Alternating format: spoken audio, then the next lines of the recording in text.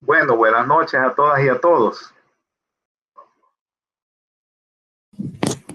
Buenas noches. Buenas noches, doctor. Buenas noches. Vamos Hola, ahora, buenas noches. buenas noches, vamos a retomar la discusión que teníamos ayer. Ayer decíamos que en realidad desde la población lo que le interesa son reivindicar ese conjunto de derechos, es decir, las políticas públicas sin duda que deben de tener una connotación jurídica para que sean duraderas en el tiempo. Esto es necesidades convertidas en derechos. Y esa es una connotación jurídica. Y estas necesidades convertidas en derechos deben de ser asumidas por el Estado y por supuesto que financiadas con los recursos de que dispone el Estado a través de la recaudación fiscal de los impuestos que nos cobran a toda la población. Sobre eso nos vamos a detener un poco más tarde porque en realidad no todos pagamos lo mismo. Las clases medias bajas, medias y medias altas, particularmente los que somos asalariados, terminamos pagando un aproximado del 46% del salario. Es decir, ese es el pago real de impuestos que hacemos las clases medias. Frente a una tributación bastante limitada que hacen las personas jurídicas y las personas naturales que tienen capital. Particularmente los asalariados o lo de rentas variables o de rentas varias o rentas múltiples, tenemos pocas posibilidades de reducir nuestras capacidades de tributación. Terminamos pagando más o menos eso. Yo quisiera, para esta segunda reunión, partir de una tesis fundamental de este señor. Se llama, este señor es Piketty. Este señor es un economista liberal. No llega a ser neoliberal, es un economista liberal, un intelectual de los más importantes de Francia. Es el director del departamento de economía de la Escuela de París. Y entonces él escribió un libro hará unos 3, 4 años que se llama El Estado del Capital en el siglo XXI. Y en realidad él escribió este libro para decir que las tesis de Carlos Marx habían muerto. Y que en todo caso, que las tesis de Marx se basaron en una sociedad que para aquel tiempo era muy desarrollada, esto de la revolución industrial de Inglaterra de los años finales del 700 y 800, y que en consecuencia pues las tesis económicas de Marx es filósofo, es político, es economista, pero en realidad Piketty quería como desarticular las tesis económicas de Marx porque su análisis económico de la sociedad capitalista ha sido el más potente por más de 150 años. Los dos libros más vendidos en la historia, en primer lugar está el libro de Marx que se llama El Capital, y en segundo lugar está la Biblia cristiano, católico, evangélica, en cualquiera de las dos versiones. Es decir, una enorme influencia de las tesis económicas de Carlos Marx. Entonces dije, señor, mire, han pasado más de 100 años de la muerte de Marx y en consecuencia voy a demostrar que estas tesis no tienen ningún significado. Y entonces, en el siglo XXI, él tiene acceso a toda la información de cómo se genera la riqueza, cómo se distribuye la riqueza, cómo se concentra la riqueza, cómo se distribuye el patrimonio, cómo se distribuye la herencia y cómo se tributan los impuestos. Cuando Tomás Piketty, después de 12 años, termina el libro, es un libro de 1100 páginas, porque estudia las principales economías del mundo, se tarda alrededor de 14 años en terminarlo. Fíjense que cuando lo presenta en la Universidad de París, dice, miren, qué terrible. Yo como liberal, él es uno de los principales asesores del presidente Macron en este momento, buscaba desacreditar a Marx, pero todo lo que encontré, lo único que hacen es reafirmar la tesis fundamental de Marx. Y entonces, la tesis principal de este señor, de Tomás Piketty, él escribe más o menos así y dice, en una sociedad donde la economía genera las condiciones para que la expectativa, la exigencia y la concreción de la tasa de ganancia del capital de la inversión privada sea superior al crecimiento de la economía de un país, las desigualdades se incrementan y potencian procesos brutales de concentración de la riqueza, fabricando de manera sistemática masas de pobres de forma estructural, sin importar quién gobierne ni cómo se declare ideológicamente, ya sea que se declare de derechas, que se declare de izquierda o que diga que no tiene ideología, lo cual lo hace aún con más incertidumbre en una sociedad capitalista, subiéndose el nivel de riesgo, provocando la exigencia de una tasa mayor de utilidades de parte del capital, de parte de los inversionistas privados internos e internos. A esto es lo que Piketty le va a llamar en otra parte del libro injusticia estructural del sistema, donde cada vez más se concentra la riqueza en menos ricos, que son inmensamente más ricos, y se producen más pobres, que son inmensamente más pobres y más en cantidad. Tratemos de explicar esto. Piketty dice que cuando la tasa de ganancia en una sociedad es superior al crecimiento de la economía, sin duda que se van a ensanchar las desigualdades de esa sociedad. Y entonces, ¿cómo quedan las políticas públicas que hace un Estado?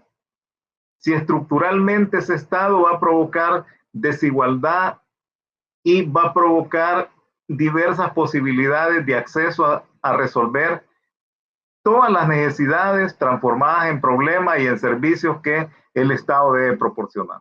Quiero ver si me explico. Miremos el caso de El Salvador. La tasa de ganancia promedio en El Salvador es más o menos el 35%, 30%, la tasa de utilidades. Es decir, cuando un empresario o un inversionista pone un negocio, hace una inversión, en algún momento su expectativa de ganancia va a andar por lo menos en la media de la expectativa de ganancia de la sociedad salvadoreña. Y entonces anda ahí 35, 30, 25%. Pero resulta que en los últimos 20 años la economía no ha crecido más en promedio del 2%. Quiero ver si me explico. Si la economía crece de manera permanente el Producto Interno Bruto, el 2%, pero la tasa de utilidades, la tasa de ganancia de la inversión privada, tiene una expectativa de ganar entre el 25 y el 35%, lo que quiere decir Piketty es que en un pastel que más o menos permanece constante, cada año que pasa, la tajada de ese pastel, que es el Producto Interno Bruto de la sociedad salvadoreña, cada año que pasa, la parte más grande del pastel cada año va a ser para los que tienen el capital, quien de manera sistemática lo van a concentrar en concepto de tasa de ganancia, y la gran mayoría de la población, pues cada vez va a tener menos posibilidades para satisfacer las necesidades. A esto Marx le llamaba plusvalía relativa, plusvalía absoluta. Y Marx decía que solo el trabajo genera riqueza, solo el trabajo genera valor. Y que sin el trabajo y sin la satisfacción de necesidades, que en el capitalismo se le llama consumo, era imposible que una economía más o menos se mantuviera. Esto lo acabamos de ver en la pandemia. ¿Por qué todos los países van a estar sumidos en una enorme depresión económica? Cuando hablamos de depresión económica es que es un grado más significativo y generalizado que una recesión económica. Bueno, porque evidentemente se paró la producción y se paró el consumo por la pandemia. Entonces quiere decir que esa otra tesis de Marx era correcta. Solo el trabajo genera riqueza, solo el trabajo genera valor. Entonces Marx calculó la plusvalía con el tiempo de trabajo no remunerado, que es la tasa de ganancia que se distribuyen los inversionistas de capital financiero y los que generan la producción, y que constituía las horas de trabajo no remuneradas a quienes desarrollaban una actividad económica. Esto, si uno lo trae a El Salvador, hay un estudio del 2015 que el año pasado lo actualizó una ONG de origen inglés que se llama Oxfam. Este estudio dice que 160 personas concentran cada año el 87% del Producto Interno Bruto que se produce en El Salvador. ¿Y qué queda entonces? Bueno, lo que queda es que del otro 13%, está la masa salarial de la población y la tributación con lo que funciona el Estado.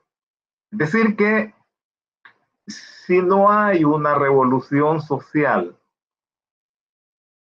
que cambie las reglas donde se reduzcan, se estrechen las desigualdades económicas entre los más ricos y los más pobres, la posibilidad de resolver cualquier problema resulta prácticamente imposible.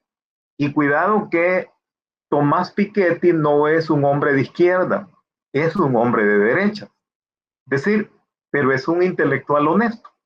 En realidad su libro refleja lo que halló en la realidad. Después vamos a analizar el impacto de la ideología en la producción del conocimiento, pero en este caso es un intelectual honesto que, a pesar de que le hubiera gustado hallar otra cosa, refleja correctamente cómo está el mundo respecto a las desigualdades. Y esto, como punto de partida, siempre es importante tenerlo presente, porque si un gobierno, y yo decía que los gobiernos llegan al gobierno, pero pocas veces, nunca llegan al poder, porque entre estar en el gobierno y llegar al poder hay una enorme diferencia, y de más adelante lo voy a explicar. Pero si quien gestiona la sociedad o la sociedad organizada no es capaz de reducir las brechas de desigualdad entre la riqueza que se produce y la manera como se concentra, en el caso de El Salvador, ningún problema tiene solución. Digo, hablo del problema estructural, un poco quitarle el romanticismo a las políticas públicas. Entonces, y esto, por eso es que nosotros vimos que tuvimos 20 años de la llamada derecha ideológica de este país. Y lo que se hizo fue profundizar las desigualdades sociales. Tuvimos 10 años de la llamada izquierda ideológica y la gente hizo una enorme expectativa que las cosas iban a cambiar y terminó cambiando muy poco. Y hoy tenemos un gobierno que dice que no tiene ideología, pero de nuevo, no va a pasar nada, porque la única posibilidad de hacer reformas y transformaciones estructurales es a esto que Tomás Piketty le llama injusticia estructural del sistema. Y entonces resulta que miren qué paradoja. Al capitalismo le gustan los gobiernos de derechas y los de izquierda. No le gustan los gobiernos que dicen que no tienen ideología. ¿Y por qué no le gustan? Porque dicen que no son confiables, están mintiendo. Y entonces en todos aquellos países donde hay gobiernos que dicen que no tienen ideología, que no son ni de izquierda ni derecha, el nivel de riesgo país, el nivel de riesgo sistémico sube en estos países. ¿Y qué significa que estas calificadoras internacionales de las cuales somos presos, somos rehenes, las economías pobres, las economías del tercer mundo? ¿Pero qué significa? Que si una calificadora de riesgo dice que ha subido el nivel de riesgo, pues los inversionistas, aunque estén convencidos de que les vamos a devolver el dinero, tienen una exigencia de una tasa de utilidades mayor respecto si un gobierno le genera más confianza en la estabilidad porque tiene una ideología, un programa y una experiencia histórica. Entonces, suele pasar que en los últimos 40 años, 50 quizás, en América Latina, estos experimentos de gobiernos que dicen que no tienen ideología, de los outsiders, las economías tienden a terminar en desastre. Esto lo comprobó Tomás Piketty en su libro que se llama El Estado, el Capital en el siglo XXI. Lo pueden bajar, por cierto, hay una versión gratis en Internet. Bueno, pero ¿por qué esto es así? ¿Por qué los gobiernos, no importa si son de derechas, de izquierdas o si dicen que no tienen ideología, por qué no pueden cambiar las cosas en función de las necesidades de la gente? ¿Qué hace que eso no sea posible? ¿Qué hace eso? La falta, Hola. perdón, solo le quería decir que quizás era la falta de poder económico. Ok, la compañera dice que hay un problema de poder económico. Miremos entonces, ¿por qué esto es así? Veamos cómo funciona el poder en las sociedades. Si nosotros queremos entender las posibilidades de mejorar una sociedad, de hacer mejoras significativas en esa sociedad, debemos entender cómo funciona el poder. En el caso de El Salvador, hay un poder compuesto por distintos sectores. Los sectores financieros y de servicios que en El Salvador son grupos muy poderosos. El poder global y los estados transnacionales son grupos muy poderosos.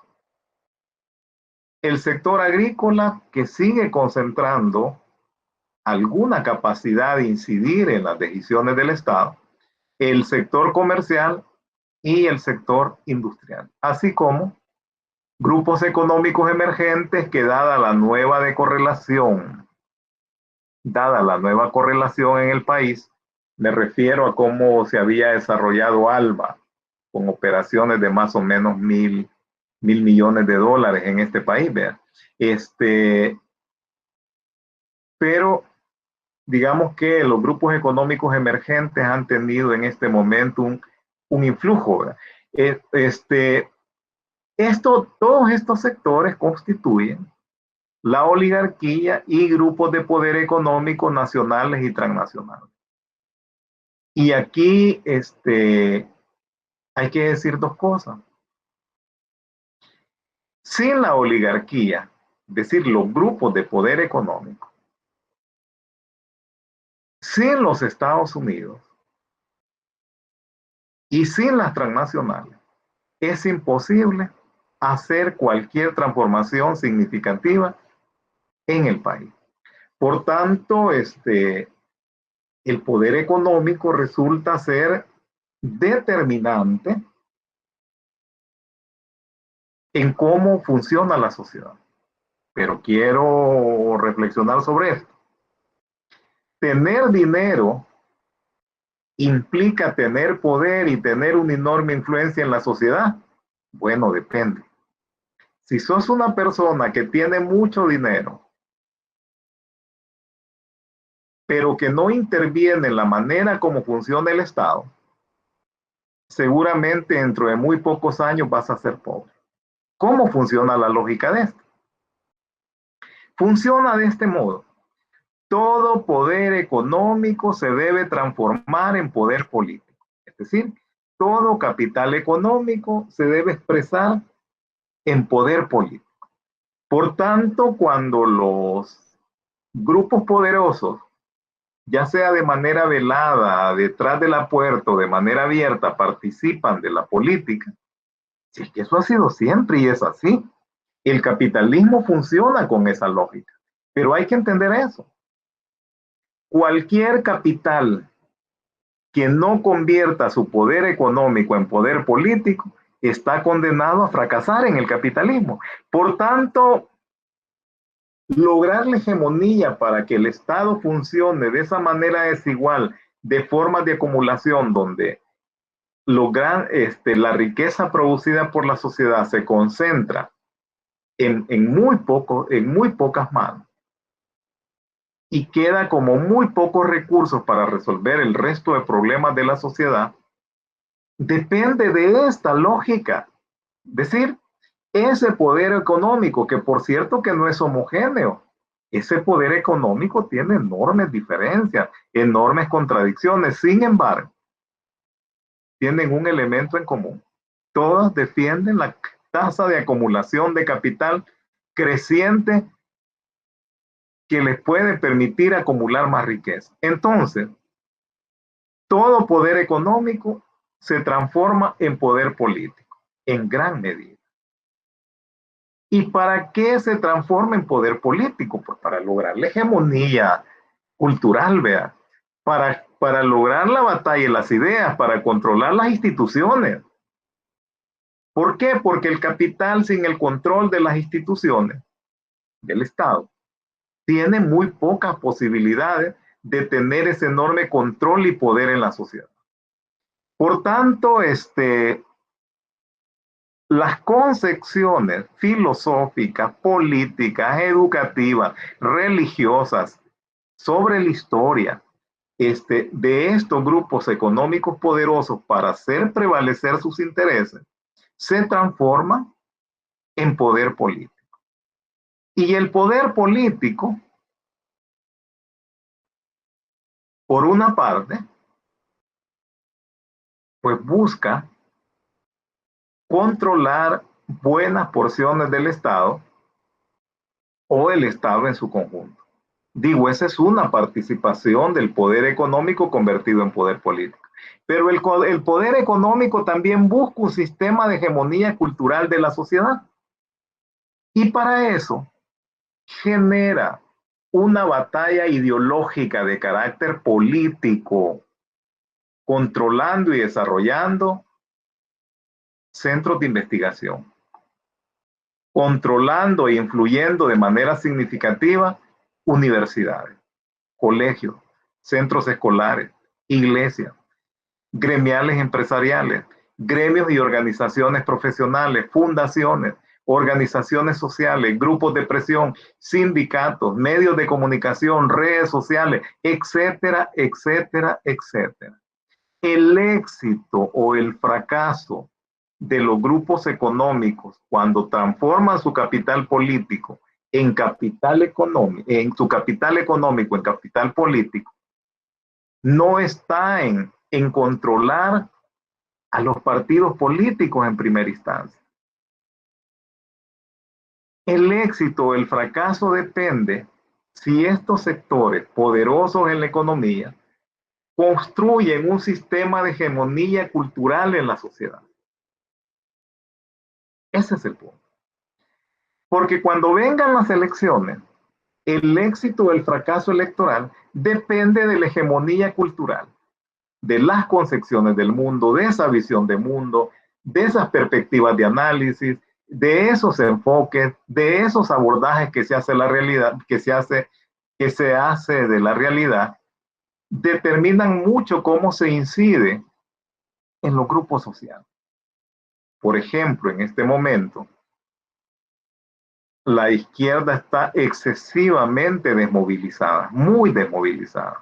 No tiene centros de investigación, no tiene mucha influencia en colegios significativos, no tiene demasiada influencia en centros escolares, no tiene iglesias significativas que puedan generar discursos donde se transmiten valores religiosos a la izquierda, no tiene gremiales empresariales. Es decir, en este momento, la hegemonía cultural de la sociedad está bastante concentrada en estos grupos de poder económico oligárquico. Bueno, entonces se transforman en poder político, pero ¿para qué se transforman en poder político? Algunas veces tienen partidos políticos que les representan. En El Salvador, pues el partido político que le representó de manera unificada por 30 años, pues sí, fue Alianza Republicana Nacionalista. Sin embargo, al ir cambiando la correlación en la sociedad y las pocas posibilidades que estos partidos tienen, yo no veo ningún problema en que el poder económico va a transformar su poder económico en capital político, apoyando y posicionándose en otros instrumentos electorales. Quiero ver si me explico. Los partidos los ven como taxis que los pueden llevar al poder ejecutivo, al poder legislativo, a controlar el poder judicial, a controlar los ministerios públicos, a controlar la organización territorial, etcétera, etcétera, etcétera. Y por ejemplo, en esta elección van alrededor de 3 o 4 partidos nuevos que están bastante vinculados a un discurso liberal y neoliberal. En los partidos nuevos no ha surgido una alternativa que haga equilibrio en una visión más social, más de izquierda. Entonces, hay que decir que el poder económico, transformado en poder político, financia partidos, financia candidatos. La mayoría de candidatos convertidos en funcionarios en este país han tenido dueños. ¿Y quiénes son los dueños? Quienes los han financiado. Así ha funcionado la política en El Salvador.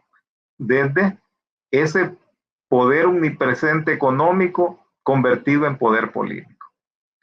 Pero ¿por qué son tan importantes los partidos y las elecciones?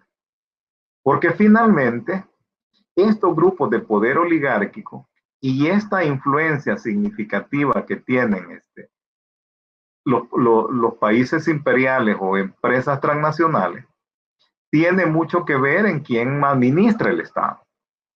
Por tanto, las elecciones son una herramienta que les permite tener más facilidades o más dificultades para hacer negocio. Entonces, ¿cuál es la lógica del poder económico? Tener mucha influencia en los partidos políticos de derecha, en algunos casos también de izquierda. Finalmente, el poder económico convertido en poder político va donde están sus intereses, más allá de una visión ideológica. Entonces, ¿qué es lo que está en juego? El Estado, el control del Estado. Desde la economía política se dice que el Estado es la herramienta que ocupa el poder económico convertido en poder político para hegemonizar, para acumular y para someter al resto de la sociedad.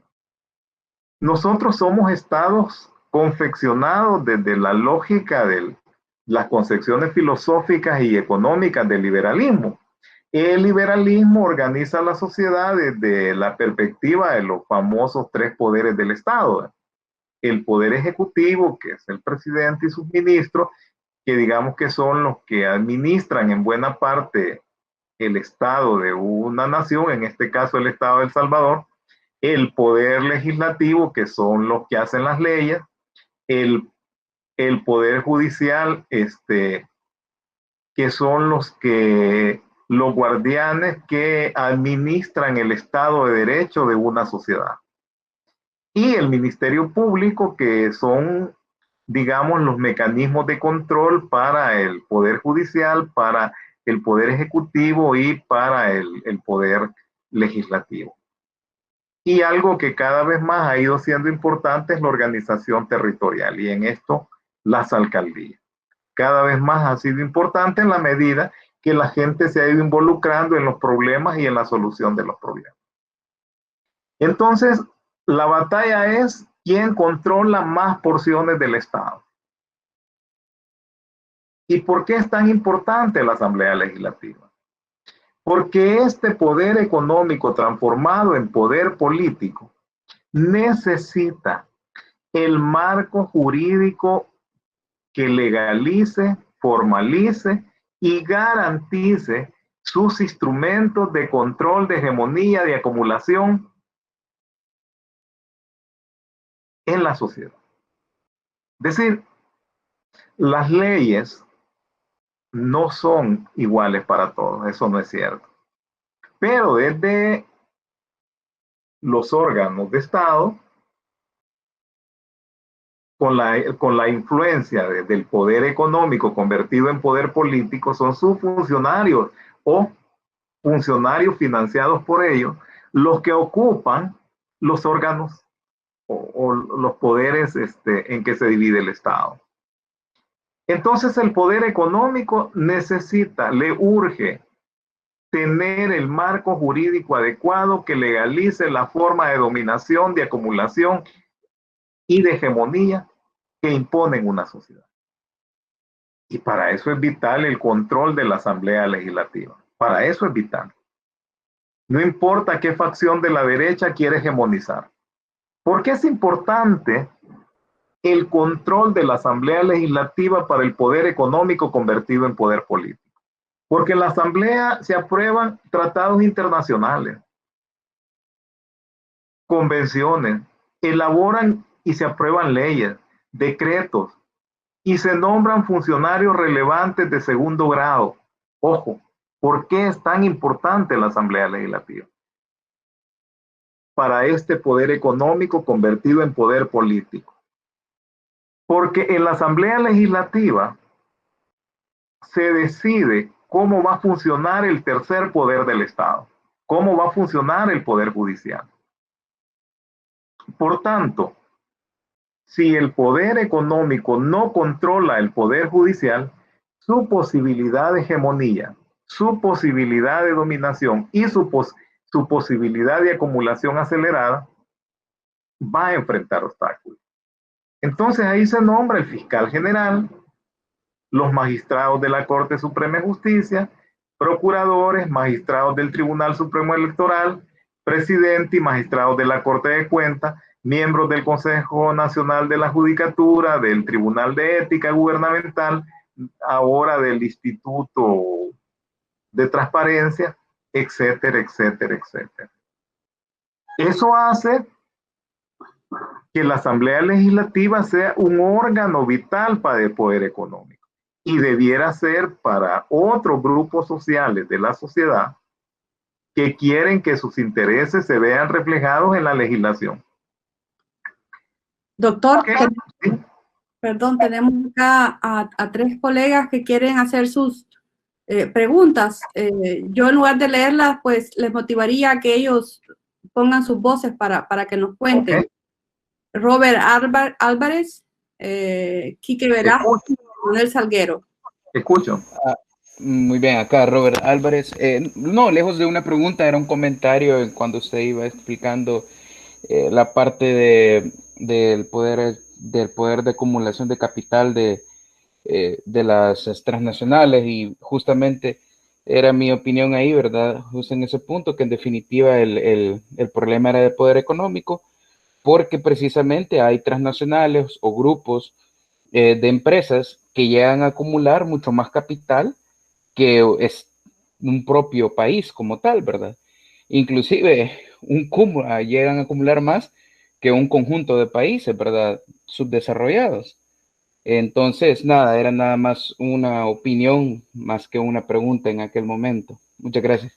Sí, fíjate que la lógica de esto es bien interesante. En el pasado, eran los estados los que como estados buscaban tener una subyugación de la sociedad de otros países para extraer riqueza para sus países y para los capitales en sus países.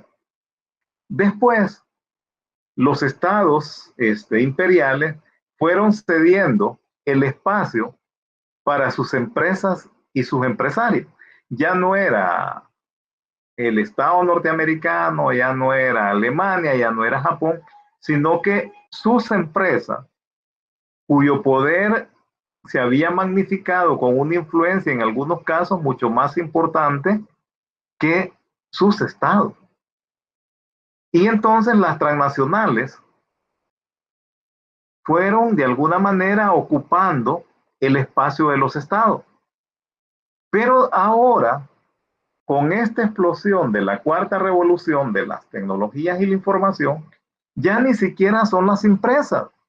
Es un puñado de individuos los que controlan la riqueza global. No sé si ustedes saben, pero hay 8 personas en este planeta que tienen más riqueza que 3.500 millones de seres humanos.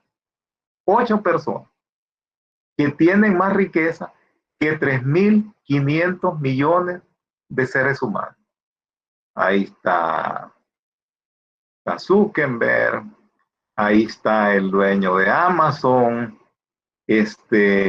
ahí está este señor dueño de Windows, el dueño de Microsoft. Hay 8 individuos a nivel planetario que concentran más capital que 3.600 millones de seres humanos. Por eso es que ahora se habla de este poder global universal que lo trata de controlar todo para que no se rompa esa situación.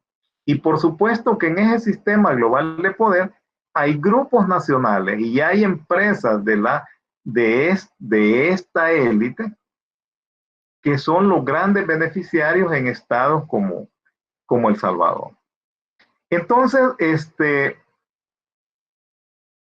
se dice entonces que muchos de los funcionarios públicos y los cargos electos no son otra cosa más que los empleados o los representantes en el Estado del poder económico, y su capacidad de maniobra para hacer lo que dicen en las campañas rápidamente se desvanecen cuando llegan al gobierno.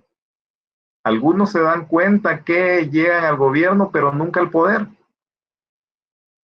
Porque si son financiados por el capital, rápidamente les van a imponer la agenda que van a tener que ejecutar. Y si no son financiados por el capital, rápidamente se van a ver sometidos a presiones, amenazas o a tentativas de corrupción. Claro ejemplo de México. México, bueno, en realidad toda América Latina, Colombia, Perú, El Salvador, Honduras, etc. Habían otras 2 personas que querían preguntar. Compañeros, compañeras. Sí. Quizás no era era más pregunta, reflexión. Por ejemplo, doctor, la práctica de patrocinar económicamente partidos políticos no es una práctica de El Salvador. Es más, ni siquiera es latinoamericana, casi que es mundial. Tal vez Europa se escapa un poquito, ¿verdad? Algunos. Y luego también el tema de la generación de riquezas, desde mi punto de vista, es un aspecto cultural. Es decir, no voy a comparar a un multimillonario con el vendedor de una tienda, pero usted donde compra más caro los huevos es en la tiendita de la colonia. Pero lamentablemente usted compra eso más caro porque no tiene la capacidad para comprar la semana o el mes o la quincena por el salario que tiene y va haciendo solo el día a día. Entonces, en esos pesos y contrapesos como sociedad, por ejemplo, la pregunta es muy grande, ¿verdad? ¿Qué prácticas podemos trabajar a nivel cultural? Porque también hay un principio de que la gente se empodere como sociedad.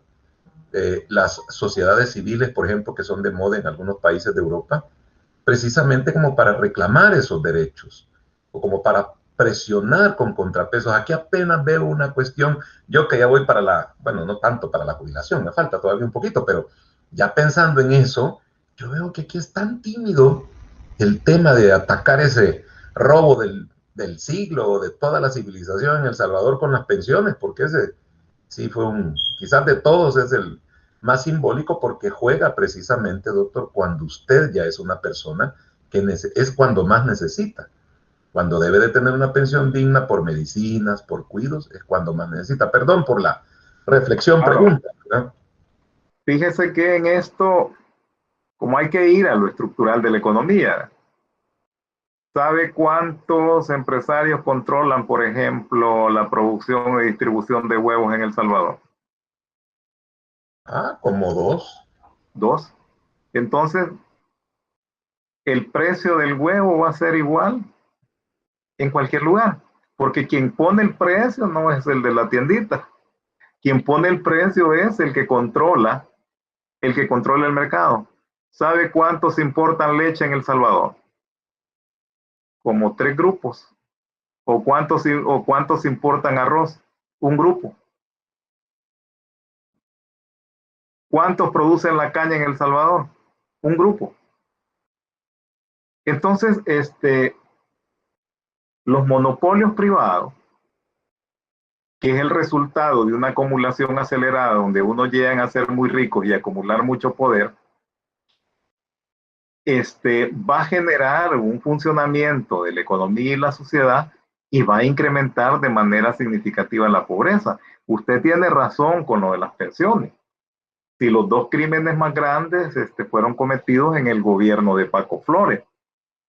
Y probablemente Paco Flores ni siquiera se dio cuenta que en realidad uno en el de Calderón Sol y el otro en el de Paco Flores. Lo que pasa es que las dos grandes decisiones de política pública de pasar capital público y de las personas a empresarios se tomaron en tiempos de Flores. Pero el sistema privado de pensiones es impresionante. Hay un estudio mío publicado este año que muestra, por ejemplo, que las dos empresas que a la vez son parte de dos bancos de este país han ganado en estos del 98 a la fecha, de estos 22 años, alrededor de 4.000 millones de dólares, solo por administrar los recursos de nosotros. Sin embargo, cuando usted se pensione, si usted tiene un ahorro de $50,000, divida esos $50,000 entre 20 años y su pensión va a ser probablemente de $207. Esa va a ser su pensión. Porque con la reforma, donde todos los grupos políticos estuvieron de acuerdo, al final, presionados por estos enormes dos bancos que tienen un enorme poder financiero, uno es de Colombia y otro es de Honduras, pero son el primero y el segundo más grandes de El Salvador, generaron ese tema.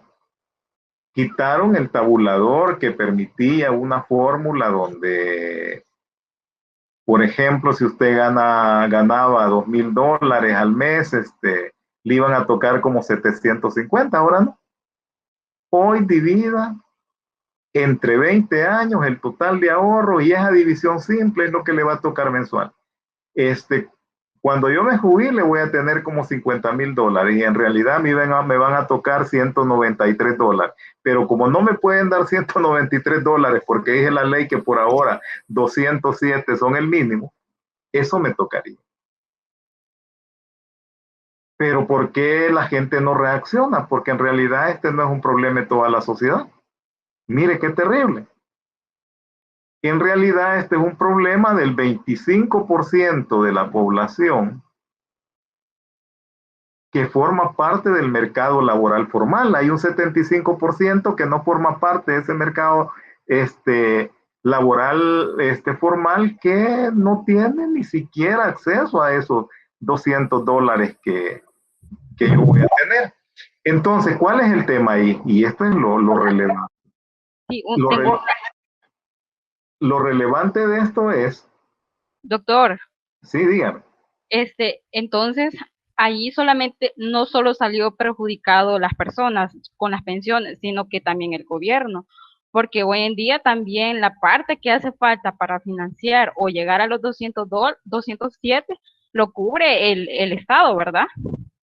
Sí, pero aquí no se pierda, no es el gobierno, somos los ciudadanos, porque los recursos que presta o que cobren impuestos el gobierno, los vamos a pagar los ciudadanos. Ajá. Cuando hablamos del Estado y obligaciones que asume el Estado, son recursos que vamos a pagar los ciudadanos. Imagínese usted que el actual gobierno hizo bonos por $1.000 millones al 9.5%. Al 9.5%. Y va a pasar 32 años pagándolos. Dice el gobierno, qué mala onda, ¿verdad? ¿Cómo se puede endeudar así? Qué alta la tasa de interés. No, si el gobierno va a terminar en 3 años. ¿Quiénes vamos a pagar? Probablemente ni siquiera yo. Probablemente mis hijos y los hijos de mis hijos. Es que cuando hablamos de estas cosas, estamos hablando que los recursos los ponemos los ciudadanos. Y usted tiene razón. En esta reforma, el Estado asume una enorme deuda previsional. Entonces, ¿cómo es posible esto? Que pierde el Estado y perdemos los trabajadores para que ganen dos grupos financieros. ¿Y cómo se hace? A través de formalizar y legalizar a través de una reforma de ley. De nuevo, el poder económico a través del poder político, garantizando y formalizando sus intereses a través de una reforma de ley. Pero bueno, esto es importante entenderlo así, porque además el poder económico actuando a través del poder político no solo busca controlar el Estado, sino que también busca generar una legislación ad hoc que le permita hacer una negociación favorable con el Estado, hacer negocio favorable con el Estado. Cuando vemos compras con sobreprecio, cuando vemos obras que se arruinan a los 6 meses y que fueron caras, es que esto forma parte de la lógica de cómo funciona el Estado. Tenés tus representantes en los distintos poderes del Estado, pero además tenés una legislación que te permite hacer eso. ¿Y en qué se convierte eso? En maximización de ganancia de los negocios que se hacen con el Estado. Por tanto, cuando se habla de elecciones, se habla de negocios. Hay ganadores y perdedores. Los perdedores somos toda la sociedad. Bueno, entonces tenemos eso, pues el poder legislativo es vital controlarlo. ¿Y por qué es vital el poder ejecutivo? Porque es el que administra los recursos. Aquí se aprueban y allá se hacen los negocios con el poder ejecutivo. Pero también es importante controlar el poder judicial, porque el poder judicial es el guardián de la seguridad jurídica. Y la llamada seguridad jurídica en un Estado con enormes brechas de desigualdad no es otra cosa más que la seguridad jurídica para el poder económico, no para los ciudadanos. Porque la mayor parte de legislación lleva implícita estas ventajas que el poder económico busca a través de los marcos jurídicos. Y también es importante para ellos controlar los ministerios públicos. el día que el poder económico no controle el fiscal de la República puede ser peligroso. Puede ser un fiscal que persiga la corrupción. El día que el poder económico no controle todos los organismos de contrapeso del Estado puede ser peligroso, ¿eh? Y por supuesto que es importante la organización territorial por varias cosas. Una, porque la organización territorial te permite mantener una base social a través del cual se desarrolla todo este sistema de hegemonía cultural que en momentos electorales garantizan que el sistema se mantenga. Porque además hay territorios con importante desarrollo agrícola o bienes ambientales que resulta relevante para el poder económico controlar. Bueno, ¿y qué juega en todo esto el Poder Judicial? Disculpe. Sí, diga. Hola, soy Alejandra. No sé si entendí bien, pero usted dijo que el día en que el poder económico no controle el sistema judicial puede ser peligroso. Es que se me cortó, pero no sé si le entendí bien esa idea. Si es así, ¿por qué sería peligroso? ¿No sería como la solución a todos los problemas que tiene El Salvador? El día en que ya nos podamos liberar de las garras de estas entidades que tienen el poder económico, que permitan finalmente que el país se desarrolle y crezca económicamente y que la riqueza sea distribuida equitativamente entre toda la población. Esa sería la batalla, pero la garantía para la acumulación de riqueza del poder económico es que sus marcos jurídicos sean los que constituyan el Estado de Derecho. El día que no sean sus marcos jurídicos los que constituyen el Estado de Derecho, en ese momento se convierte en una amenaza para la acumulación de los más ricos de los ricos. Por supuesto que sería una buena noticia para la gente y la población, ¿verdad? Pero aquí lo que es bueno para unos es malo para otros. Es que cuando dice la gente, yo he oído muchos analistas en que el neoliberalismo ha sido un fracaso, pues es un fracaso para los pobres, para toda la población, ¿verdad? Pero no es un fracaso para los que usufructan los beneficios del neoliberalismo. Entonces, ¿por qué hay enorme debate cuando se va a elegir, por ejemplo, magistrados? Porque son los guardianes de ese orden jurídico al servicio del poder económico. ¿Por qué creen que en el pasado costaba tanto elegir magistrados? Porque lo que se estaban disputando ahí es quién iba a garantizar legalmente los negocios del poder económico. Porque el poder judicial que administra este llamado Estado de Derecho, que no es otra cosa más que el orden jurídico desarrollado por el poder económico, administra la Constitución de la República. Es la sala de lo constitucional que forma parte del Poder Judicial la que dice que es bueno y que es malo. No importa si es cierto eso, pero en el orden jurídico hace así. Administra convenciones y tratados internacionales, ratificados como leyes de la República, ¿verdad? Tutela las leyes secundarias, leyes especiales, decretos, reglamentos, a través de toda la arquitectura del sistema judicial del país. Entonces, esta es la maraña, y por eso es que cuando las izquierdas ganan las elecciones hacen cuentas alegres que van a ir a cambiar cosas, ¿verdad? Pero se terminan dando cuenta que el marco jurídico con el que tienen que gobernar es el del poder económico, y que transformar todo esto no es posible si no das la batalla cultural, que esa no la garantizas en una campaña electoral, si esos son muchos años. Y los sectores populares no han generado instituciones de contrapeso que den batalla de ideas. Por ejemplo, ¿cuáles son los centros de investigación que tienen una mirada alternativa de la realidad? Que priorizan otros problemas, que no son aquellos problemas de cómo se acumula el capital. ¿Cuáles son las universidades que hacen investigación, que estudian, que hacen batalla ideológica, que ponen el contrapeso. Pues no los hay. Todas tienen visión empresarial, incluida la UES. Los colegios, ¿cuáles son los colegios de más prestigio? Católicos o cristianos evangélicos, donde se promueven visiones conservadoras sobre la sociedad y visiones conservadoras sobre la política, la economía y el poder. Probablemente el externado San José tenga algunas excepciones por ahí. Las iglesias son un sostén ideológico fundamental para el sistema.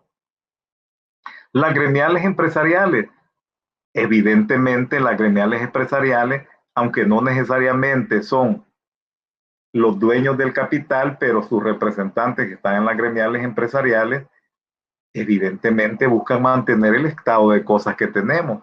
Gremios y organizaciones profesionales, la gran mayoría se alinea al poder económico. Fundaciones, organizaciones sociales, sindicatos ahora, y evidentemente medios de comunicación, ¿verdad? Y redes sociales organizadas, porque miren, usted puede putear, puede decir cualquier cosa a través de las redes sociales, pero esa tiene poco impacto. ¿Cuáles son el impacto de las redes sociales? Aquellas que son organizadas, aquellas que tienen un equipo de 40, 50 personas, dando respuesta a toda la batalla ideológica o de ideas que se mueve en una sociedad, en este caso a través de Twitter, de Facebook, a través de YouTube, a través de WhatsApp, a través de lo que sea. Pero no son actos espontáneos y muchos de los nombres que aparecen en cuentas ni siquiera existen, ¿verdad? Es gente profesional la que hace eso. Entonces, si una mirada alternativa en la sociedad no inicia por reconstruir estas posibilidades de generar propuestas y miradas alternativas de la sociedad, pues va a resultar por mucho tiempo una hegemonía todavía más brutal y probablemente autoritaria de las derechas aquí. En el pasado hubo una hegemonía brutal de carácter económico impresionante por parte de las decisiones que tomó el Partido Arena.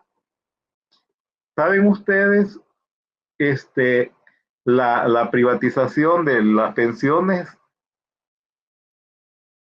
es el acto infame que tiene el segundo rango de importancia? ¿Saben cuál es el más importante? La dolarización. En realidad la dolarización no fue otra cosa más que la privatización del dinero, dar la administración del dinero a operadores privados. Y aquí quienes controlan el dinero no es el Estado, son los bancos privados. Se podía llamar dolarización o yenicización o lo que ustedes quieran. El problema no es la moneda que circula. El problema es que cuando deja de ser la moneda del Estado, la moneda pasa a ser controlado por los grandes operadores financieros que funcionan en El Salvador. Y estos operadores financieros usufructuaron la migración y el sacrificio de más o menos 3 millones de salvadoreños. Multiplique usted que una media de remesas familiares en los últimos 25 años, de los últimos 20 años, han dado cercano a 4.500 millones de dólares. Multiplique 4.500 por 20 y se dará cuenta de toda esa enorme masa de capital que en manos del Estado pudo haber servido para un proyecto de desarrollo y se va a manos privadas. Entonces, esto funciona así, vean. Y por tanto, las políticas públicas se contextúan en ese marco, no en otro. Porque eso es lo importante que hay que decir. Que las políticas públicas es ahí donde se desarrollan. Es en ese contexto. Es en esa dinámica. Doctor, tenemos 2 comentarios todavía. Ok, escucho. Y Giovanni.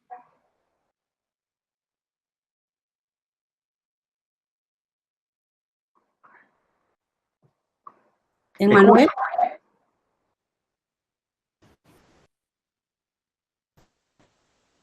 ¿Sigue Emmanuel en la clase? Hola. Tendrá problemas de audio. Voy a comentarle. Dice, hola doctor, una consulta. ¿Los grupos de poder tienen lobbies o manejadores aparte de los partidos políticos en nuestro país? Gracias. Y, aquí está Emmanuel.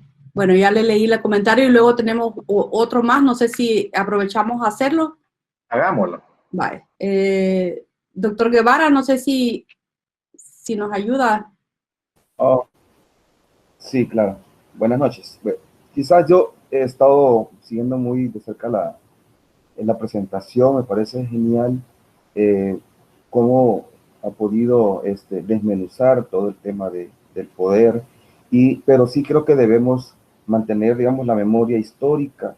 Y sí, yo he visto que mucha de la gente joven que no, digamos, no estuvo en esos momentos históricos del país, muy fácilmente se dejan manipular por la nueva clase política, y no son ni nuevos, sino que por nuevos grupos que se aprovechan de las circunstancias, digamos, globales y del país, para dejar sentadas algunas ideas inexactas que se llegan a convertir en verdades absolutas, a pesar de que está registrado totalmente que han sido contrarias a lo que se está planteando. Y digo eso porque sí, hay algunas cosas que yo creo que el FMLN, que estuvo en el poder 10 años, no falló mucho en las expectativas de la población, pero nosotros no nos acordamos que cuando fue oposición el FMLN se opuso a la mayoría de las leyes que hoy nos están haciendo daño, y ahora la gente joven piensa que todas estas privatizaciones, el FMLN fue, fue cómplice del partido Arena, y que Arena y el FMLN son los mismos. No nos acordamos de esos pleitos que había en ese tiempo cuando estaba Chafik Handa en la Asamblea Legislativa, y cómo al frente, ya cuando llegó a ser gobierno, la oposición lo topó a la pared y realmente le amarraron las manos, no le aprobaron los préstamos, le declararon inconstitucional leyes. Total que ¿cómo se llama? El tema, ¿cómo se llama?, de gobernabilidad, sí tiene que ver mucho con cómo maneja el poder económico los hilos de estos institutos o de estas tendencias políticas, para beneficio siempre de una pequeña parte de la población, de la oligarquía, ¿no? Ese es mi comentario. Gracias. Mire, usted tiene toda la razón. ¿Por qué no hay memoria? ¿Por qué nuestras sociedades viven en un permanente Alzheimer social? Porque no se construye historia. ¿Y por qué no se hace eso? Si es que eso es a propósito, forma parte del sistema de hegemonía cultural de la sociedad, de los grupos de poder económico. Y en eso tienen mucho que ver los centros de investigación, las universidades, los colegios, los centros escolares. Es decir, la batalla para esto es en el marco de todas estas instituciones, toda esta institucionalidad de la sociedad que garantiza la hegemonía cultural, que es lo que al final garantiza el éxito político y económico del poder. Donde gana las elecciones el poder económico no es en las elecciones, es en el sistema de hegemonía cultural. Yo discutí mucho en la época de que el Frente estaba gobernando. Yo era como muy crítico a algunos errores, y al Frente le pasó la siguiente paradoja, particularmente al gobierno de Serén. Va a resultar que el gobierno de Serén es el gobierno que ha sido menos corrupto en la historia de este país. Si no, miremos los casos de corrupción presentados respecto a lo que se decía. Va a resultar que el gobierno que menos endeudó El Salvador, por lo que usted dice, porque no le aprobaron los préstamos, fue el gobierno de Serén. Pero resulta que es el gobierno que hizo más obra social, particularmente obra de infraestructura en todos los ámbitos de la sociedad. Esa es una paradoja. ¿Cómo es posible que el gobierno que menos endeudó el país, que no tuvo préstamo, que hizo la mayor obra social, sale con una percepción de ser el gobierno más corrupto de la historia? ¿Dónde perdió la batalla el gobierno y el FMLN? Es la batalla de ideas, la batalla ideológica, la batalla de este sistema de hegemonía cultural. Y en buenas cuentas lo que le faltó es, yo les decía que le faltaban dos cosas: pensamiento estratégico y unas cosas que ponen las gallinas, porque para poder transformar este país había que tener de eso: ideas y valor para hacerlo. Y faltó bastante de eso. Y evidentemente los logros democráticos que tenemos desde el conflicto, evidentemente el FMLN guerrillero y luego el FMLN partido, pues contribuyeron, ¿verdad? Que no quisieron disputarle el poder a la oligarquía. Esa ya fue otra historia, cuando llegaron al gobierno. Y por eso llegaron al gobierno, pero no llegaron al poder. Y por eso salieron sin pena ni gloria, por las expectativas que se formaron las personas de lo que podía pasar. Bueno, entonces, esta es la dinámica del poder, ¿verdad? Y ese es un desafío enorme, cómo logramos construir memoria para sistematizar la historia. Ese es el desafío que tenemos. Y romper con este Alzheimer social en que vivimos la sociedad salvadoreña. Pero no resulta fácil, es estructural. Esto no es porque, esto es estructural. Y dar la batalla en estos ámbitos no es nada fácil, cuesta. Sin embargo, hay que hacerlo. Pero le repito, todo esto está en el marco del sistema de hegemonía cultural de la sociedad. Es lo que no...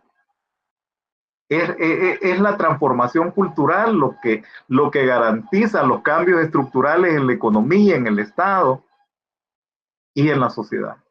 Y esto se da con batalla de ideas, batalla ideológica, con conocimiento. Y estas cosas son las que las miradas alternativas de la sociedad no están desarrollando. Bueno, un poco resumiendo, el poder es igual a hegemonía. Miren, cuando el poder económico se ve en la necesidad de usar la fuerza, ese poder económico es débil. Porque el poder económico, cuando está fortalecido, es cuando desarrolla la hegemonía a partir de un funcionamiento más o menos normal de las instituciones en la sociedad. Y siempre el poder, aunque sea hegemonía, siempre es una dictadura en un sentido amplio del ejercicio del poder. Son unos grupos sociales que hacen pasar sus intereses como los intereses de toda la sociedad. Y de nuevo, los medios de comunicación de masas, como centros de poder ideológico, de propaganda organizada del poder, movilizan o desmovilizan la sociedad. Y esto es relevante, el tema. Y hoy las redes sociales son un gran aporte. Entonces, cuando hablamos de la democracia, no es igual a elecciones, ¿verdad? La democracia no es igual a elecciones. La democracia por lo menos tiene 4 dimensiones. Y la democracia, la dimensión fundamental es la democracia económica. Es decir, si por lo menos tuviéramos una sociedad que hace un contrato social, que por lo menos garantizamos el mínimo vital,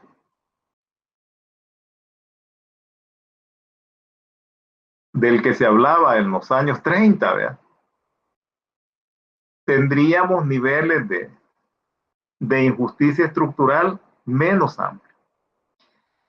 Si no se logran reducir las brechas de desigualdad repito, si no se logran reducir las brechas de desigualdad, como lo planteaba hace muchos años el maestro Alberto Maferrer, con su librito el Mínimo Vital, no hay democracia económica. Y si no hay democracia económica, es difícil la democracia social. Repito, si no logramos la batalla por la democracia económica, no hay democracia social. ¿Por qué? Porque la democracia social es el acceso a derechos, a servicios. Educación, salud, agua, recreación, vivienda. Y entonces en una sociedad capitalista, particularmente la salvadoreña, donde todo se resuelve en el mercado y por tanto dime cuántos recursos tienes y te diré la calidad de cómo resuelve tus necesidades, en una sociedad con abismales desigualdades, pues la democracia social es poco probable. Y en consecuencia el sistema de democracia política siempre está en enormes posibilidades de inestabilidad. Y si tenemos ausencia de democracia económica, ausencia de democracia social y democracia política inestable, es obvio que siempre que hay una elección, el fantasma del fraude y las dificultades para contar los votos están presentes. Por tanto, a algunos les asusta este término, pero la lucha de clases sociales está más vigente que nunca. El punto es de qué lado te pones, vea, porque este es el otro problema. La construcción de visiones del mundo donde yo te hago pensar que compartas mis valores, mis intereses, yo capitalista con muchos recursos, y que tú penses para favorecer mis intereses, pero tú no tenés recursos. Esa es la batalla ideológica. Es decir, ¿cómo hago que tú penses como yo quiero? Y que tú penses que ese es tu pensamiento y que así funciona la sociedad. Y eso funcionó aquí por 20 años. Los pobres eligiendo el partido que representaba a los ricos. O sea, Arena ganaba elecciones porque los pobres votaban por ellos. Tenían una enorme capacidad de hegemonía cultural, ideológica y una enorme capacidad de los medios de comunicación. Por tanto, una mirada alternativa de la sociedad, pues sí requiere de movilización y de lucha articulada a una utopía, a un proyecto político. Y de nuevo, las izquierdas en América Latina no tienen por ahora un proyecto político histórico. No lo tienen. No lo tienen. Y eso fue lo que en los 10 años, 15 años que tuvimos a todas las izquierdas en América Latina, en los gobiernos, terminaron fracasando. La gente los terminó sacando por el voto, porque prometieron transformaciones estructurales y todos gobernaron más o menos con el orden jurídico del poder económico. Y a la hora de hacer transformaciones no tenían un proyecto histórico. Entonces, construir un nuevo proyecto político con una mirada amplia donde se pueden articular mucha población de una sociedad va a ser importante de cara al futuro. Finalmente, el pueblo organizado es el único que puede parar o incidir para que pasen o dejen de pasar cosas. Tenemos en esta proporción 2 médicos. No sé si recuerdan las marchas blancas cuando Paco Flores quiso privatizar la salud. ¿Qué paró la no privatización de la salud? Los partidos políticos no. La voluntad del poder económico no.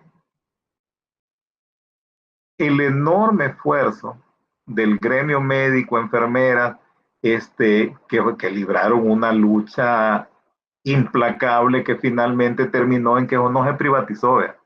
Y que tuvo costos para muchos médicos o enfermeras que las despidieron, ¿verdad? Y en algunos casos fueron perseguidos.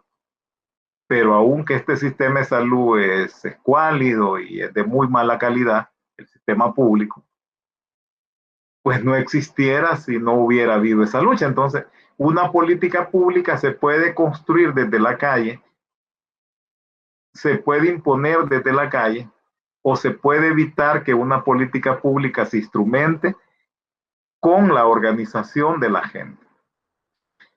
Entonces, las dictaduras en el sentido amplio, en el ejercicio del poder, son las alianzas de clases sociales, de sectores dominantes y clases sociales subalternas. Por eso es que los partidos políticos de los ricos trabajan mucho en reclutar a pobres y clases medias. El gran tema de esto es cómo construimos un sujeto social que se transforme en sujeto político y se convierte en sujeto histórico para hacer transformación. Esto solo es posible protesta con propuesta. Ya protestar sin propuesta carece de sentido si uno quiere hacer transformaciones importantes en la sociedad. Si no, vamos a estar en el caso de los indignados de Europa o de Estados Unidos. Estuvieron protestando de manera masiva en las calles, pero no tenían propuesta. Cuando el movimiento perdió la energía, las sociedades siguieron igual. Quiero tratar un tema ahora bastante estructural respecto a cómo funciona también el análisis y las posibilidades reales que tenemos de los conceptos de desarrollo, porque finalmente todas las políticas públicas en una sociedad se dicen que son para el desarrollo económico, el desarrollo social, el desarrollo humano, una serie de apellidos que se le pone al desarrollo y casi nunca se define el desarrollo y probablemente cuando la gente expresa lo que está entendiendo por desarrollo, estamos entendiendo cosas diferentes. Este es un modelo que yo creé de una investigación que publiqué en el mes de febrero, pero me parece pertinente trabajar. En las X está todo el stock de recursos naturales de que dispone una sociedad. ¿Y cuáles son los límites del crecimiento económico de esa sociedad? Los límites del crecimiento económico de esa sociedad están determinados por el 100% de recursos naturales de que dispone esa sociedad. Por tanto, los recursos naturales, los activos ambientales, la riqueza natural de una sociedad, bosque, agua, minerales, etcétera, son finitos. Y por tanto, esta idea del crecimiento económico como infinito es una tesis falsa del liberalismo. No puede haber crecimiento económico infinito con recursos finitos. Y en la medida que el crecimiento económico se acelera y pasa las barreras de la sostenibilidad, de la sustentabilidad, los recursos finitos decrecen de una magnitud tan impresionante que la discrepancia que hay entre la disponibilidad de recursos y las necesidades de recursos hacen inviable la sociedad. El caso de El Salvador, vean. El Salvador, para pensar un proyecto de desarrollo, hay que hacerlo con conocimiento, hay que hacerlo con ciencia. Es decir, con conocimiento científico. ¿Por qué razón? Pues porque en el crecimiento económico lo que hay es extracción, reducción, agotamiento de recursos naturales. ¿Para qué? Para la producción y para el consumo. En sociedades hiperconsumistas.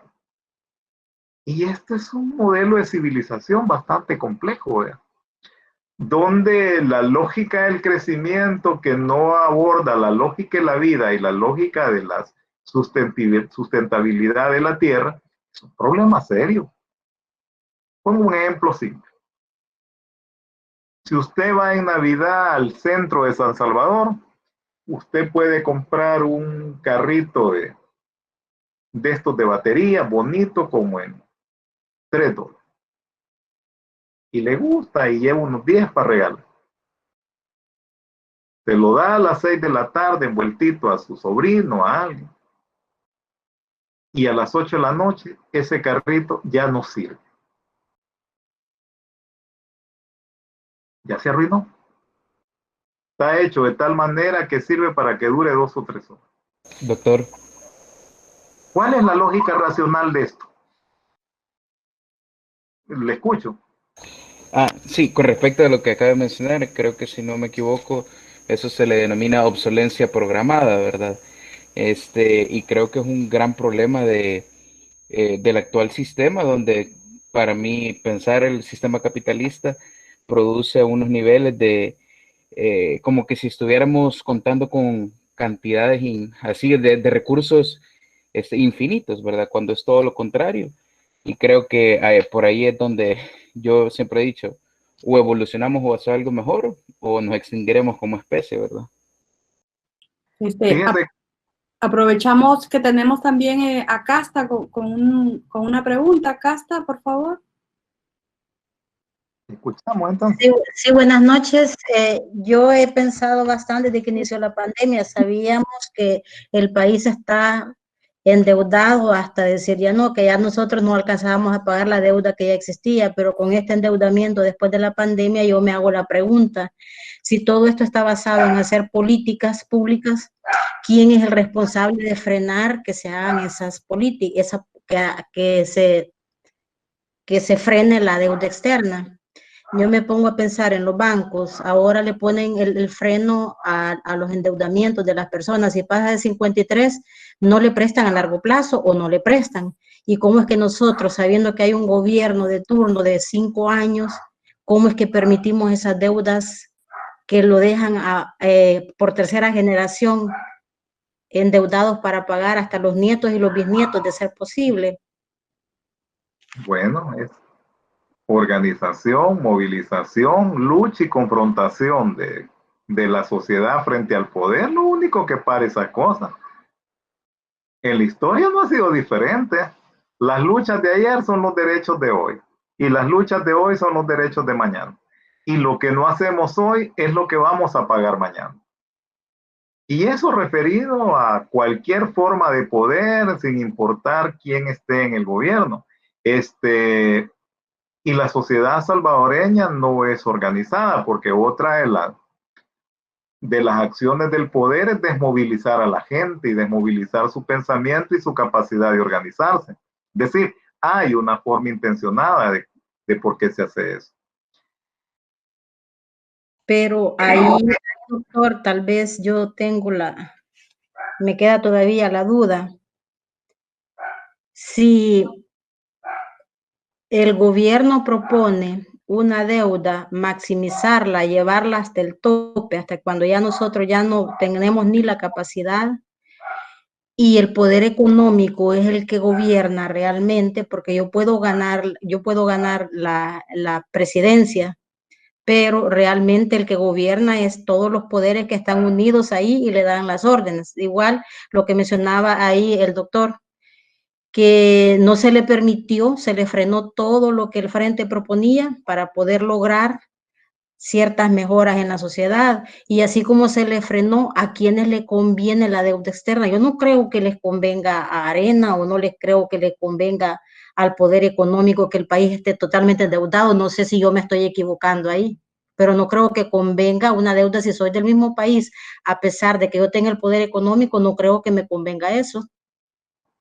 Bueno, es que ahora se trabaja el concepto de capitalismo destructivo y el concepto de capitalismo creativo. ¿Y qué se dice? Miren, la forma de acumulación es generando desastres en las sociedades, gano, porque en una sociedad en default, puedo obtener los recursos de esa sociedad a precios muy bajos, y después para reconstruir esa sociedad le pongo condiciones y gano. Es decir, el poder universal actuando. Por eso es que la llave de los recursos no se le va a cerrar al gobierno actual hasta que estemos quebrados. Quebrados, es decir, en la imposibilidad de pago, de cumplir con obligaciones. Yo estoy trabajando un modelo, no lo he terminado, pero creo que ahí por julio del otro año nosotros vamos a estar en default.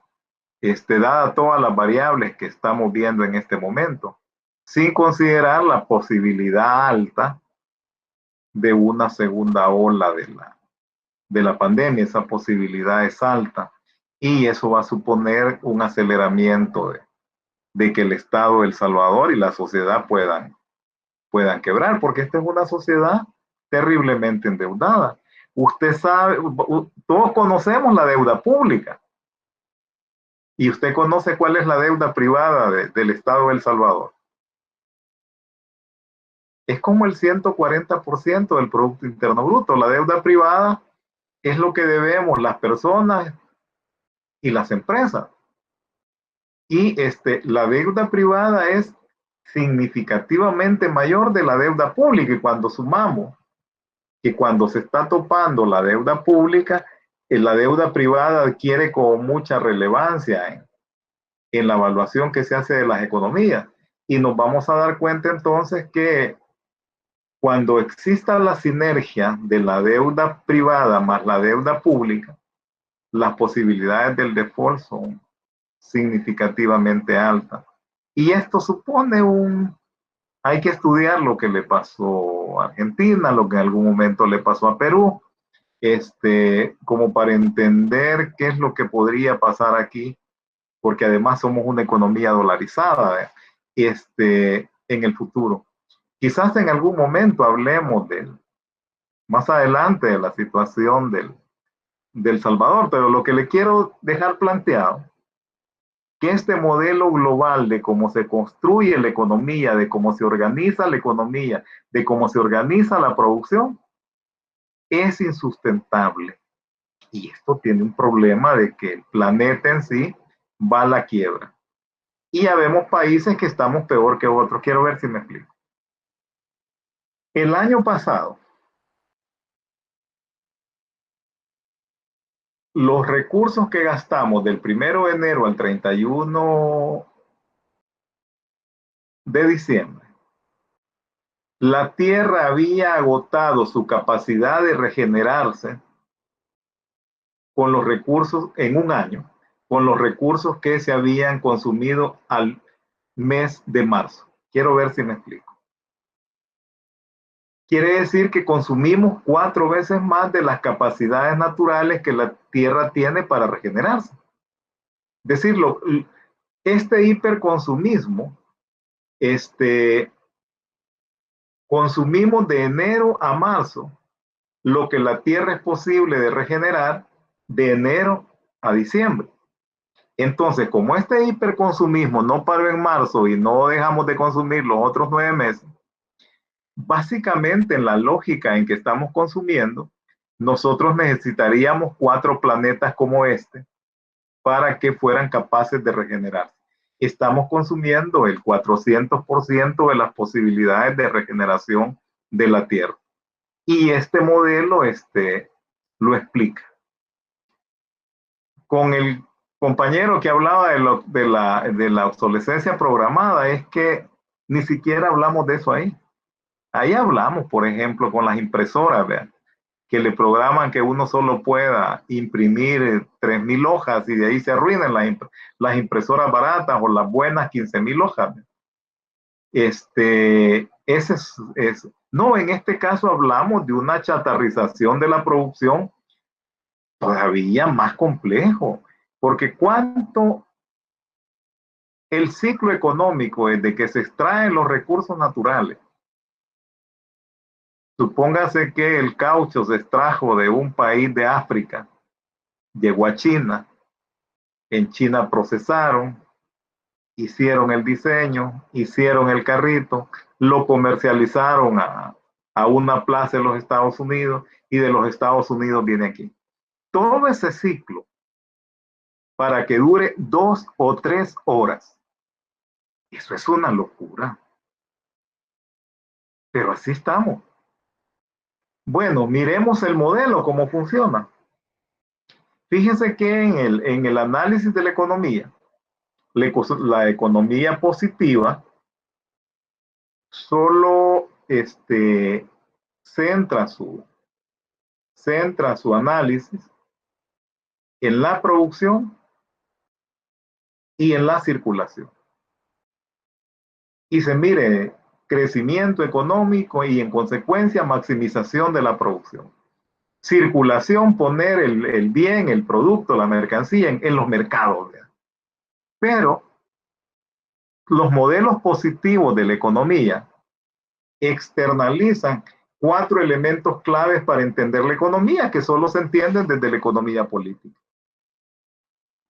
La economía comienza desde la extracción de materias primas. Desde ahí comienza la economía. Y probablemente la utilidad que obtiene un empresario por un bien que fabrica, no sé si es bien, por un producto que hace, en la manera de cómo lo compra en los países del tercer mundo, el valor final de ese producto ni siquiera paga el 10% del daño que se ha hecho en esa sociedad y en ese país de donde se extrae. Por tanto, el análisis de las materias primas es vital ahora en la economía. Por supuesto que la producción es importante. ¿Cómo producir de tal manera que no genere externalidades que van a causar más daño que el beneficio que está generando con la producción? Y producir es generar riqueza. El momento que ignora todas las economías neoclásicas son el tema de la distribución. ¿Verdad? Están de acuerdo en que hay que producir mucho, en que hay que modernizar, hay que elevar la producción hasta niveles infinitos. ¿Verdad? Pero no hay en la economía neoclásica, por ejemplo, muchos estudios sobre distribución de la riqueza. Porque eso tiene que ver con la manera como se construyen las desigualdades. Casi todas las miradas y los estudios sobre distribución de la riqueza están hechos por miradas alternativas o por economistas subvertidores del orden. ¿Verdad? La distribución entonces es un tema importante de discutir en la economía. Perfecto, participo del proceso de producción. Pero ¿cuánto me toca de la riqueza generada? Ese sigue siendo una batalla fundamental en sociedades con las disparidades como las tenemos. Y el otro tema es cómo llegan al mercado. Si el mercado es el único ente distribuidor y regulador de las necesidades de una sociedad, ¿verdad? Porque si eso es así, cuando pones las mercancías en circulación, si en la distribución no te ha tocado mucho, la manera como resolver tus necesidades, que es el consumo, son precarias, son excesivamente precarias. En El Salvador hay 2 millones de personas que diariamente resuelven su vida con $2 o $1 al día. Son estudios que hay. Con $2 o $1 al día es como resuelven sus necesidades. Les pregunto a ustedes, ¿quién de ustedes podría resolver con $1 o $2 al día todas las necesidades para vivir? Es difícil. Y el siguiente elemento que no toma en cuenta la economía, pero es vital, es la disposición final de los desechos. Les voy a dar un dato. Hablamos de economía circular, más adelante vamos a ver qué es eso.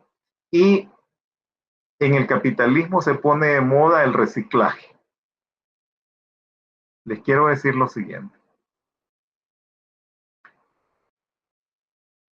De los productos que se convierten en basura o en desechos sólidos en el capitalismo, solo se logra reciclar alrededor del 1% en los países más aventajados en esto, que en buenas cuentas son países de altos ingresos, particularmente el norte de Europa.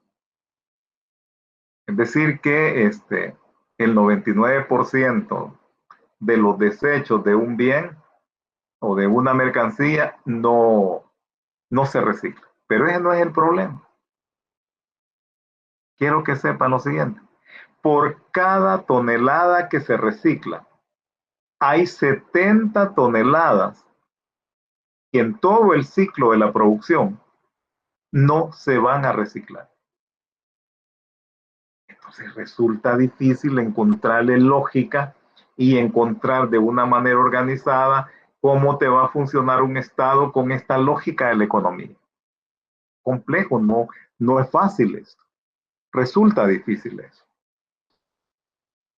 Entonces, repensar las políticas públicas pasa por repensar un modelo de civilización, ¿verdad? Este modelo de civilización está agotándose. Este es el modelo de civilización de las energías fósiles. Nosotros estamos montados en una modernidad y posmodernidad basado en el uso intensivo de petróleo, gas y carbón.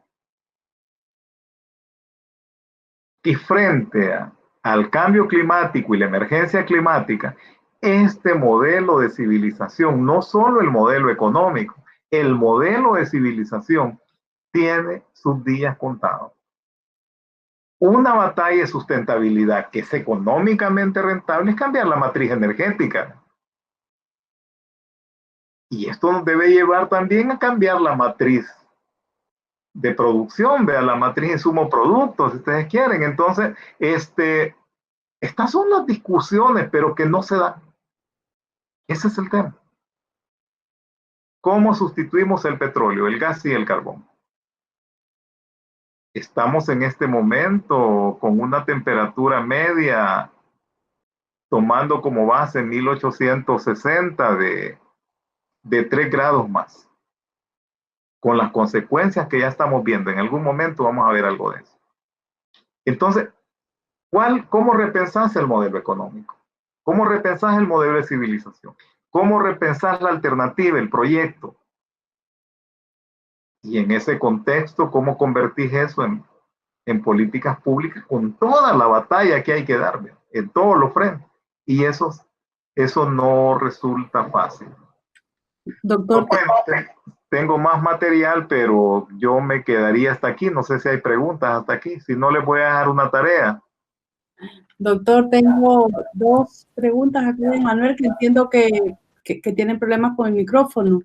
Dice él, pienso que el Ministerio de Medio Ambiente está de observador ante estos temas de recursos y contaminación. ¿Se puede activar ese ministerio a favor de las generaciones?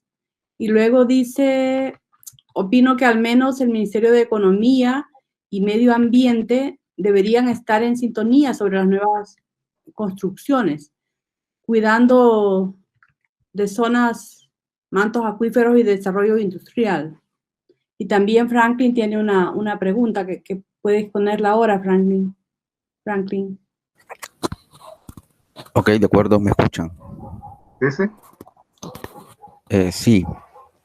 Mi pregunta es sencilla, pero quisiera darle contexto. Vaya, ¿es realmente la revolución social violenta, hago énfasis en violenta, la opción o la única opción para hacer un cambio estructural del modelo económico actual, tomando como referencia usted que habló de Marx y sus tesis? Él mismo planteaba de que reformar la propiedad privada no tenía sentido, sino que lo que había que hacer era abolir la propiedad privada y tratar de paliar los antagonismos de clase. Pero esto en una sociedad subdesarrollada es un poco difícil por lo que usted ya mencionó, es decir, el aparato o el poder económico que manifiesta su poder político en toda la superestructura a través de todos los medios de comunicación, religión y todas las instituciones sociales que coadyuvan al enfoque económico en boga. Entonces, es verdaderamente improbable que nosotros como sociedad subdesarrollada nos organicemos correctamente bajo la forma hegemónica del capitalismo actual. No obstante, Marx sí planteó en algún momento que las economías capitalistas más desarrolladas serían, ¿verdad? Un capitalismo más fuerte, sí podrían llevar a cabo este tipo de revolución social, solamente que lo planteaba como una revolución social violenta. también hago pie en el hecho de que el libro de Eduardo Galeano, Las venas abiertas de América Latina, pues también José de Castro menciona lo mismo. No lo voy a citar porque ya lo debe de conocer. Esa es. Mire, aquí hay varias cosas. Ninguna sociedad tiene opciones de desarrollo si no es a través de una revolución social. El tema es el mecanismo. ¿Cuál es el tránsito de donde estamos ahora a esa nueva condición? Ciertamente, en el siglo XIX y el siglo XX las transiciones fueron con guerras civiles. Pero usted tiene razón, las posibilidades de un cambio en favor de la población es bastante limitado por ahora. Yo creo que con todo este desastre climático, estamos en emergencia climática ahora, se cree que si no hacemos nada en estos 10 años, vamos a sufrir ya los impactos extraordinarios. Yo les voy a mostrar, por ejemplo, el mapa que va a quedar para El Salvador. Perdemos el 40% del territorio. Creo que cuando los relojes del desarrollo regresen a cero y cuando las posibilidades de arrancar los motores de una nueva sociedad se planteen, van a haber oportunidades. El problema es que ni siquiera estamos pensando en eso, y ese es el problema. No tenemos centros de pensamiento que estén viendo qué va a pasar en los próximos 30 años. Ese es el problema. No tenemos alternativas de salida a los problemas que vamos a ir enfrentando de cara al futuro. No tenemos. Es más, hasta nos cuesta identificar cuáles son los problemas que tenemos y cuáles son realmente los más importantes. Entonces, usted tiene razón en las tesis de las revoluciones sociales del siglo XIX y buena parte del siglo XX se planteaba la lucha violenta como la única transición a un modelo social con más equidades sociales, con más equitativo. Sin embargo, el tema del desarrollo es mucho más complejo. Yo quiero decirles que después de la Segunda Guerra Mundial, los dos únicos países que alcanzaron el desarrollo solo son Japón y China.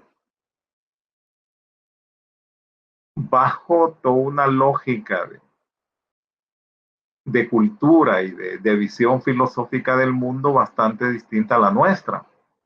En los últimos 70 años, ningún país del tercer mundo y de América Latina, tan ricos en recursos, han logrado ningún tipo de posibilidades de modernización, si ustedes quieren, con menos inequidades sociales. Y eso debe llevarnos a la pregunta sobre qué es el desarrollo, quiénes lo empujan y para qué sirve, ¿verdad? Y cuáles son los factores sobredeterminantes que no permitan que eso es posible. La otra pregunta, si es posible en el marco del capitalismo, cuáles son los límites estructurales hasta donde se puede hacer llegar la equidad social, ¿verdad? El ejemplo de un país del tercer mundo en América Latina son dos, ¿verdad? Es Costa Rica y es Uruguay. Sin embargo, Costa Rica está siendo desestructurado por el poder global, ¿verdad? Y por enormes dificultades económicas que ha venido enfrentando por una inversión social en educación, salud, medio ambiente, a tasas del primer mundo, ¿verdad?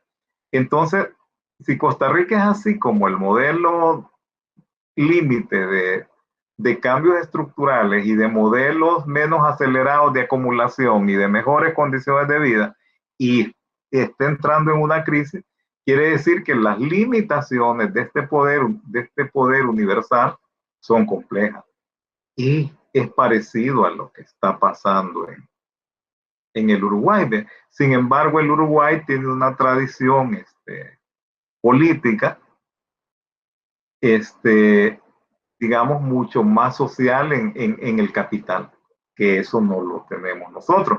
Pero de ahí no hay otros ejemplos en que uno pueda decir, miren, qué modelo de equidad social tiene y qué nivel de producción y desarrollo alcanzado. Eso no está planteado. Bueno, yo